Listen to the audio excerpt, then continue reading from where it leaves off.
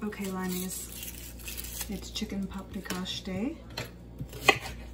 That's a Hungarian dish. In English, paprika chicken. Obviously, we're using paprika, which is a spice. It's a spice, but really it's actually just really peppers that have been dried and ground up, and more fresh peppers. Paprika is probably the most important spice in Hungarian cooking. If you're off the nightshades, I guess this is not a dish for you. So people with arthritis have to watch nightshades, especially tomatoes. I don't have any arthritic symptoms, so I don't worry about that. I never did. So yeah, so I do cook with olive oil always. So I'll be using olive oil, and I'm using chicken thighs with the skin on and the bone in. Thighs are my favorite meat. Oh, and these are Hungarian peppers. Some people call them banana peppers, which are a little bit spicy. So yeah, I'm gonna put some olive oil and onions in the dish and get started. My pan is hot, cast iron pan. Hot pan, cold oil, food won't stick.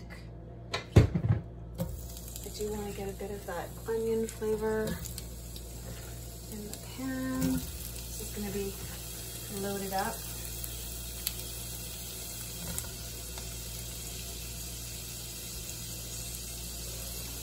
I do not cook with recipes. I mean, I look at recipes to understand the principles, but anyway. Onion, peppers, paprika, salt, pepper. These are my thighs. I'm going to put them skin side down to start.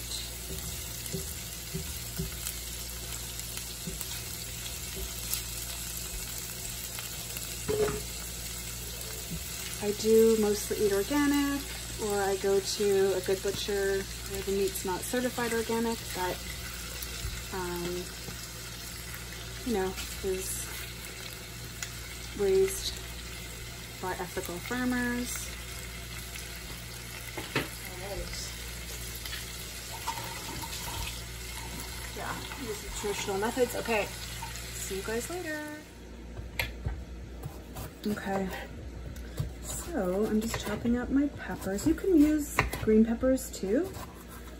I kind of want my sauce to be red, so I'm using red, but I don't think that peppers actually kind of like give off a lot of color, so you could definitely use green ones too. Of course, you know, green peppers have a totally different flavor. You could use one red and one green or whatever. This is an art, not a science. Okay. And I'm just gonna leave this in pretty big pieces. I'm just kind of doing whatever, rustic style.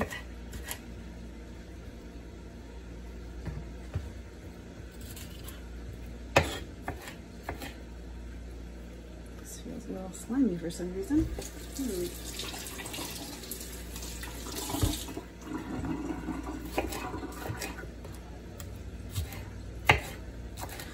Okay.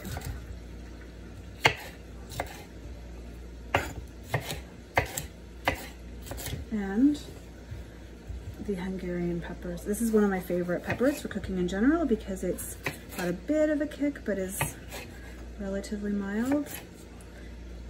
If you want this to be spicier, you know, you could put in hotter peppers. Also, I'm using mild paprika. You could also use spicy paprika.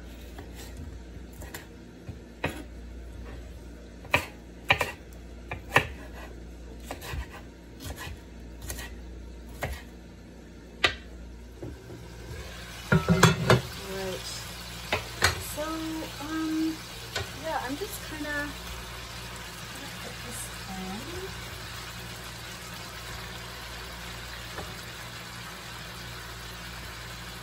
And I'm gonna start putting some paprika as well.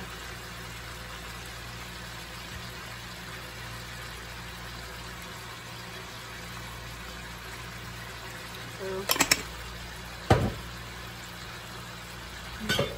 olive oil.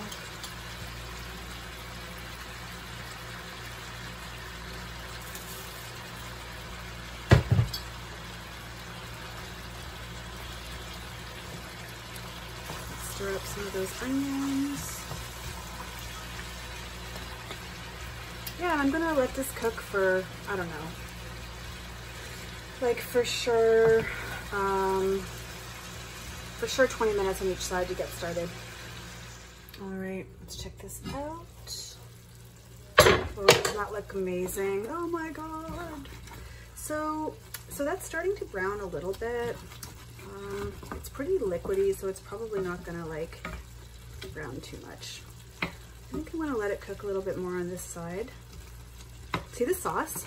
So I don't even add water, and I don't usually put a tomato because I'm getting so much sauce from the peppers. And I am gonna put some salt that will extract even more liquid. And I'm gonna put some pepper. So yeah, pepper is antimicrobial. You never have to hesitate with pepper. Super good for you. But as always, I'm just showing you all how to eat without grains. I don't find it challenging at all.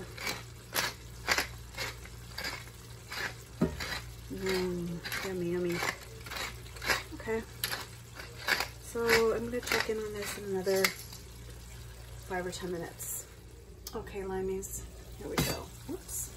Ooh, isn't it beautiful? Okay, I am gonna flip these over.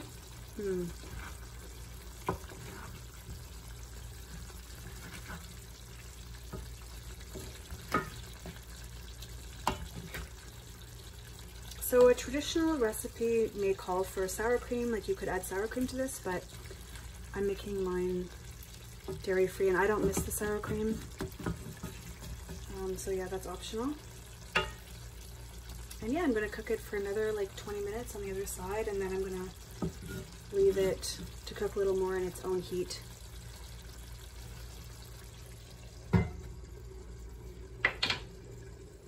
Okay. Oh, it's hot. Okay. So like that's gonna be cooked. You can't really overcook chicken, especially when it's in a sauce. So yeah, I'm gonna turn it off. I was cooking on number 4, medium 4, because my stove was quite hot.